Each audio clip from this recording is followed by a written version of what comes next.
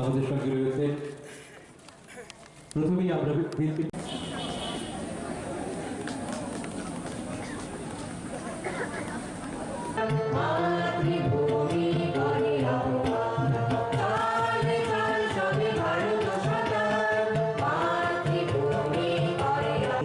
মাননীয় মেয়র শ্রী দীপক মজুমদার রয়েছেন, টিটিডিসির মাননীয় চেয়ারম্যান শ্রী সন্তোষ সাহা রয়েছেন, সম্মানীয় বিধায়ক শ্রীমতী বেবি মজুমদার, ফলক উন্মোচন এবং অন্যান্য বিশিষ্ট জনেদের হাত দিয়ে এই শুভ মুহূর্ত।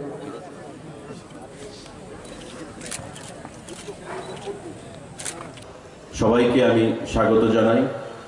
আজকের এই অনুষ্ঠানে উপস্থিত হওয়ার জন্য অনেক অনেক ধন্যবাদ জানাই।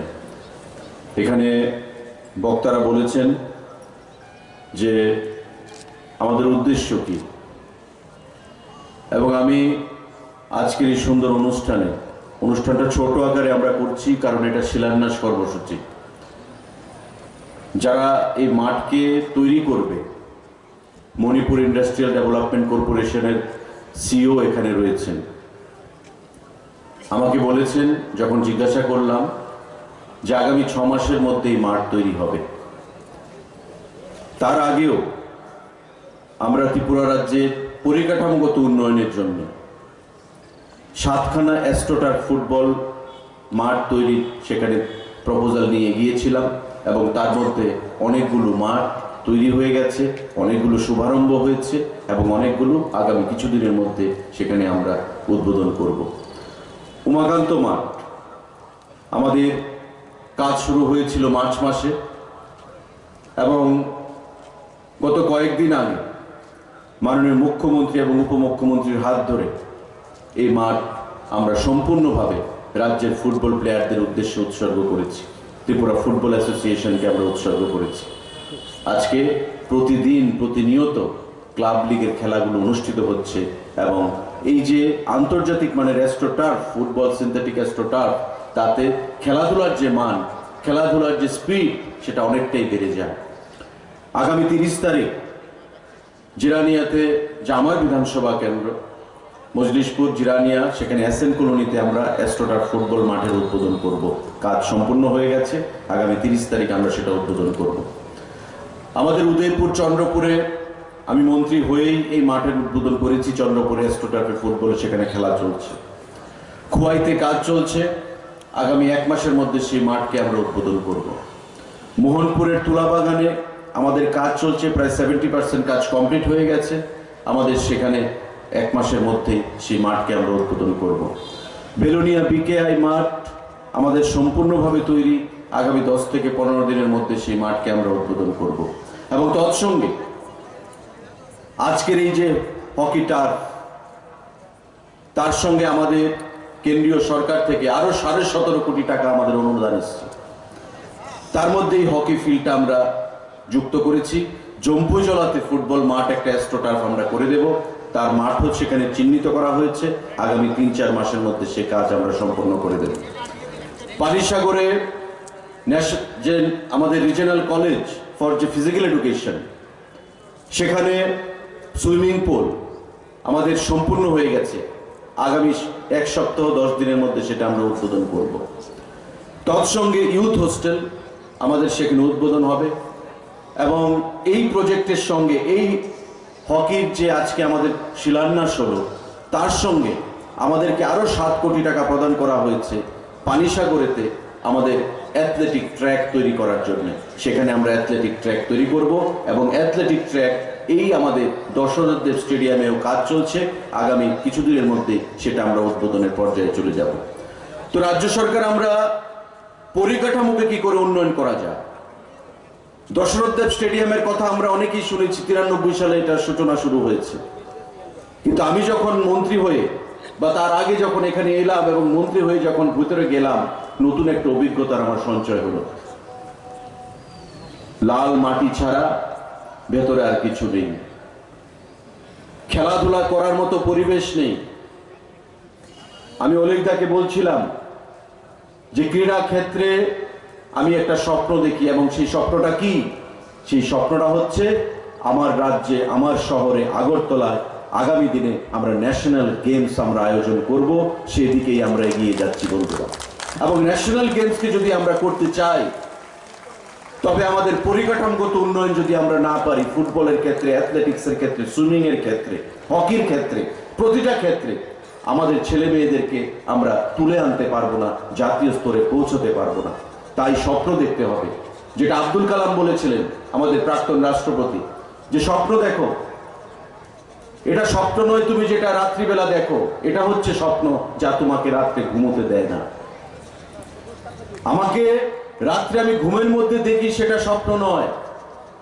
স্বপ্ন হচ্ছে সেটাই যেটা আমাকে ঘুমোতে দেবে না, প্রতিনিয়ত আমাকে জাগ্রত করে রাখবে, কি করে আমার স্বপ্নকে বাস্তবায়িত করা যায়। সুতরাং আমার প্রত্যেকের কাছে আহ্বান থাকবে, আপনারা ধৈর্য রাখবেন, বিশ্বাস রাখবেন। ক্রীড়া দপ্তর এই 1 বছরে আমরা যেটা খতিয়ান সফলতার প্রায় 60 কোটি টাকার পরিকাঠামোর কাজ ত্রিপুরা রাজ্যের প্রতিটি জায়গায় চলছে, এবং আগামী 1 মাসের মধ্যে আমরা 90% কাজ সেখানে উদ্বোধন করব, যেটা রাজ্যের জনগণের উদ্দেশ্যে আমরা উৎসর্গ করব বন্ধুরা। আমাদের উদ্দেশ্য একটাই, যদি মণিপুর করতে পারে, যদি উড়িষ্যা করতে পারে, যদি আসাম করতে পারে, আমাদের ছোট্ট রাজ্য, পার্বতী রাজ্য ত্রিপুরা রাজ্য কেন আমরা পারবো না? রাজ্য সরকার এবং কেন্দ্রীয় সরকার যৌথভাবে আমাদেরকে এই উদ্যোগ গ্রহণ করতে হবে এবং আগামী দিনে সামনের দিকে এগিয়ে নিয়ে যেতে হবে। এখানে যারা খেলাধুলার সঙ্গে নিজের কেরিয়ারকে জড়িয়ে রেখেছেন, আমার অনেক প্রাক্তন প্লেয়াররা এখানে আছেন। আগামী দিনে অনেক প্লেয়ার যারা আমার সামনে বসে রয়েছে, কলেজ থেকে এসছে, স্কুল থেকে এসছে, তাদের উদ্দেশ্যে আমি বলছি যে আমি যেদিন মন্ত্রী হয়ে প্রথম এই মাঠেই আমি এসেছিলাম শিলান্যাসের জন্য, আমি একটা ঘোষণা দিয়ে গেছিলাম যে আগামী দিনে ক্রীড়া ক্ষেত্রে আরো এগিয়ে নিয়ে যেতে হবে এবং প্লেয়ারদেরকে মোটিভেশন দিতে হবে। এবং তার জন্য আমার কি চাই, সরকারি চাকরিতে রিজার্ভেশনের দরকার রয়েছে। এবং আপনারা জানলে খুশি হবেন, যদিও সেটা এখনো সিদ্ধান্ত গ্রহণ করা হয়নি, ম্যাচিউর স্টেজে রয়েছে। আগামী দিনে আমরা ক্যাবিনেট করব, অলরেডি বিভিন্ন দপ্তর থেকে ফাইল সেখানে পজিটিভ হয়ে এসছে। আগামী দিনে আমরা ত্রিপুরা রাজ্যে ক্রীড়া ক্ষেত্রে যারা প্লেয়াররা রয়েছে তাদেরকে সরকারি চাকরিতে আমরা রিজার্ভেশন দেব, যাতে প্লেয়াররা সরকারি চাকরি থেকে বঞ্চিত না হয়, সরকারি চাকরিতে যেন তারা সেখানে নিজেদের স্থানকে সেখানে তুলে ধরতে পারে। আজকে মহারাষ্ট্রে রয়েছে, রাজস্থানে রয়েছে, উত্তরপ্রদেশে রয়েছে, মণিপুরে রয়েছে, হরিয়ানাতে রয়েছে, অন্ধ্রপ্রদেশে রয়েছে। সে সমস্ত রাজ্য সরকারের কাছ থেকে নোটিফিকেশনগুলো এনে আমরাও আমাদের রাজ্য সরকারকে মাননীয় মুখ্যমন্ত্রীর কাছে জমা দিয়েছি, আমাদের দপ্তর মাধ্যমে রাজ্য সরকারের কাছে জমা দিয়েছি। এবং আমাদের রাজ্যের মাননীয় মুখ্যমন্ত্রী, উনি নিজেও এক সময় খেলাধুলার সঙ্গে যুক্ত ছিলেন, প্রফেসর ডক্টর মানিক সাহা, উনি আমাকে আরো প্রেরণা জুগালেন যে উত্তম প্রস্তাব, আমাদের খেলাধুলার মানকে যদি এগিয়ে নিয়ে যেতে হয়, তবে চাকরি ক্ষেত্রে রিজার্ভেশন যদি করা যায়, তবে এটা আগামী দিনে তাদেরকে অনুপ্রেরণা যোগাবে এবং খেলাধুলার জগতে আমাদের রাজ্য আমরা অনেকটা এগিয়ে যেতে পারবো। এবং তারপর আমাদের আধিকারিক থেকে শুরু করে ডাইরেক্টর, সেক্রেটারি, এখানে ডেপুটি ডিরেক্টর যারা রয়েছেন, তাদেরকে বলা হয়েছে যে আপনারা ওই রাজ্যগুলো থেকে যেখানে রয়েছে ওই রাজ্যগুলো থেকে নোটিফিকেশনগুলো আপনারা আনুন, কিভাবে তারা করেছে, এবং তারা সেগুলো 2 দিনের মধ্যে এনে আমরা 1 সপ্তাহের মধ্যে ফাইল প্রসেস করলাম। আজকে এটা মোটামুটি একটা ফাইনাল শেপে রয়েছে, আগামী কিছুদিনের মধ্যেই আমরা সেটাকে বাস্তবায়িত করতে পারবো বন্ধুরা। সিদ্ধান্ত নিতে হবে। বিগত দিনে যে জিনিসগুলো আমরা পরিলক্ষিত করিনি, মাঠ করা রয়েছে, মাঠ করে দিয়েছি, প্লেয়ার কোর্ট থেকে আসবে, পরিকাঠামোর কি করে উন্নয়ন হবে সেই জিনিসগুলোর মধ্যে নজর দেওয়া হয়নি। ম্যান পাওয়ার, হিউম্যান রিসোর্স কি করে আমি বৃদ্ধি করব সেই জিনিসগুলোতে নজর দেওয়া হয়নি। আজকে আমাদের সরকার, আমাদের মোদিজির নেতৃত্বে খেলো ইন্ডিয়া যেমন ঘোষণা করা হয়েছে, ঠিক তেমনি আমাদের রাজ্যেও আমরা খেলো ত্রিপুরা, সুস্থ ত্রিপুরা আমরা ঘোষণা করেছি, যার মধ্যে পঞ্চায়েত স্তর থেকে মহকুমা স্তরে, ব্লক স্তরে, জেলা স্তরে, রাজ্য স্তরে আমরা খেলাধুলাকে যেমন গুরুত্ব দিচ্ছি, ঠিক তেমনি রাজ্যের যুব সমাজকে এগিয়ে নিয়ে যাওয়ার জন্য নেশার বিরুদ্ধে যুদ্ধ আমরা ঘোষণা করেছি। নেশার বিরুদ্ধে আমরা বিভিন্ন সচেতনামূলক আমরা সেখানে কর্মসূচি আমরা পালন করছি ক্রীড়া দপ্তরের তরফ থেকে। আমি প্রত্যেক যুবক যুবতী, আমার ভাই বোনেরা যারা এখানে রয়েছে, তাদের প্রত্যেকের কাছে আহ্বান জানাবো, এই নেশা আমাদেরকে নষ্ট করে দেয় জীবন, যৌবন, পরিবার। আমাদের ব্যক্তিত্ব, আমাদের ভবিষ্যৎ, আমাদের মা বাবা, আত্মীয় স্বজন, বন্ধু বান্ধব, তাদের আমাদের উপর যে আশা ভরসা, রাজ্যের আমাদের প্রতি যে আশা ভরসা, সেটাকে নেশার ছোবলে পড়ে অনেক পরিবার নষ্ট হয়ে যাচ্ছে। আমাদের নিজেকে সচেতন রাখতে হবে, নেশার থেকে দূরে থাকতে হবে। ঠিক তেমনি রাজ্যের জনগণকে, যুব সমাজকে আমার নেশার হাত থেকে, করাল গ্রাস থেকে আমার রক্ষা করতে হবে, এবং তাতে করে যুব বিষয়ক এবং ক্রীড়া দপ্তর একটা বিশেষ গুরুত্বপূর্ণ ভূমিকা পালন করবে।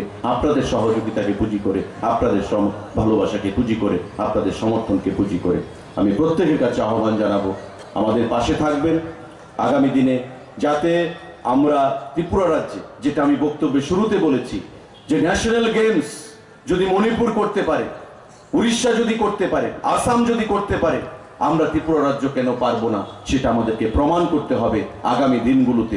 পরিকাঠামোগত উন্নয়ন এবং তৎসঙ্গে আমাদের রাজ্যের প্লেয়ারদেরকে মোটিভেশন করে, আমাদের প্লেয়ার তুলে এনে সর্বক্ষেত্রে জাতীয় স্তরে এবং আন্তর্জাতিক স্তরে প্রেরণের মাধ্যমে বন্ধুরা সবকিছুই সম্ভব। দীপা কর্মকার হচ্ছে তার প্রকৃত উদাহরণ। আমরা দেখেছি দীপা কর্মকার যখন মাঝে মাঝে কথা বলেন যে স্যার, আমরা যখন প্র্যাকটিস করতাম সে পরিকাঠামো পেতাম না, দিল্লিতে অর্থ দিয়ে, টাকা দিয়ে গিয়ে প্র্যাকটিস করতে হতো, অনেক কষ্ট করে প্রতিযোগিতায় অংশগ্রহণ করতাম। আজকে একটা জায়গায় গেছি, সারা পৃথিবী দীপা কর্মকারকে চেনে। আমাদের ছোট্ট রাজ্য ত্রিপুরাকে অনেকে চেনে না, কিন্তু দীপা কর্মকারকে চেনে খেলাধুলার জগতে বন্ধুরা। এখানেও অনেক দীপা কর্মকার বসে রয়েছেন, যারা আগামী দিনে আমাদের রাজ্যকে এগিয়ে নিয়ে যাবে, রাজ্যের মান সম্মান ঐতিহ্যকে রক্ষা করবে, এবং খেলাধুলার জগতে আমাদের ছোট্ট রাজ্য ত্রিপুরাকেও ভারতে নয় বিশ্বের দরবারে সেখানে জাগ্রত করে তুলবে। সেদিন আসবে, প্রত্যেকের সহযোগিতাকে পুঁজি করে আমরা সেই কাজই আজকে শুভারম্ভ করলাম। হকি যে টার্ফ, সিনথেটিক টার্ফ আমরা করব আগামী দিনে, সেই টার্ফে এখান থেকে হকি প্লেয়ার বেরিয়ে আগামী দিনে রাজ্যে, ভারতবর্ষে এবং আন্তর্জাতিক স্তরে তারা ত্রিপুরা রাজ্যকে নেতৃত্ব দেবে, এই আশা রাখছি। আজকের এই অনুষ্ঠানে